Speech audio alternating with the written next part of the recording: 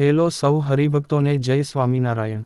આજે આપણે તાજેતરમાં જ એટલે કે તારીખ 20 નવેમ્બર 2024ના દિવસની જ વાત છે।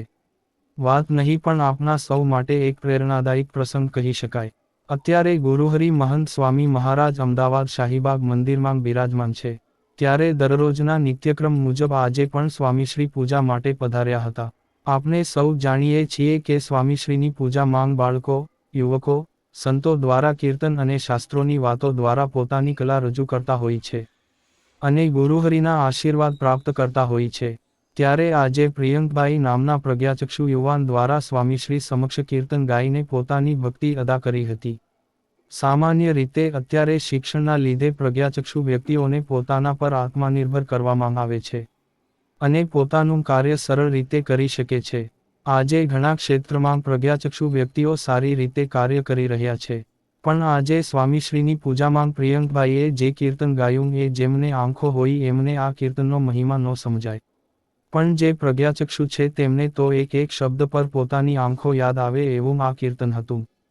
કીર્તનનું નામ તારી મૂર્તિ રે છે જો નેણુનો શણગાર। આપને વિચાર તો કરો કે જેમની પાસે આંખો નથી એમનાથી કઈ રીતે આ કીર્તન ગાઈ શકાય। ખરેખર પ્રિયંકભાઈને ધન્ય છે કે તેમને ભગવાન પર કેટલી શ્રદ્ધા અને વિશ્વાસ હશે, ત્યારે આ શબ્દો તેમની વાણી માંગથી નીકળ્યા હશે। બાકી કીર્તનના એક એક શબ્દ પર જેમને આંખો ન હોય તેમને આંખો યાદ આવે એવું આ કીર્તન છે। તમે ખાલી 5 મિનિટ વિચારી લ્યો કે તમારી પાસે આંખો નથી અને આ કીર્તન સાંભળો અને સાંભળીને કોમેન્ટમાં જણાવજો કે તમને આમાંથી શું પ્રેરણા મળી। ચાલો આપણે સાંભળીએ પ્રિયંકભાઈએ ગુરુહરિ મહંત સ્વામી મહારાજની પૂજા માંગ ગાયેલા કીર્તને।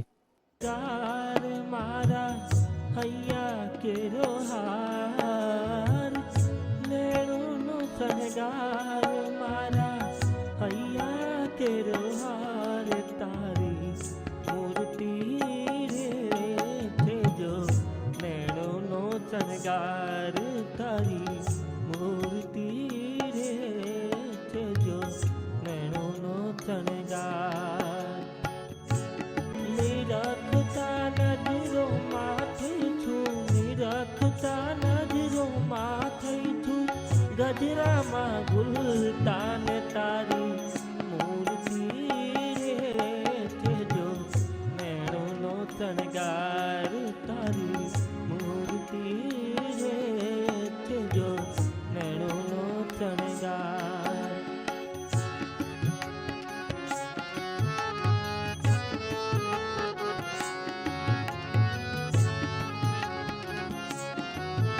નેણોનો શણગાર મારા હૈયા કેરો હાર તારી મૂર્તિ રે થેજો નેણોનો શણગાર તારી મૂર્તિ રે થેજો નેણોનો શણગાર નેણોનો શણગાર મારા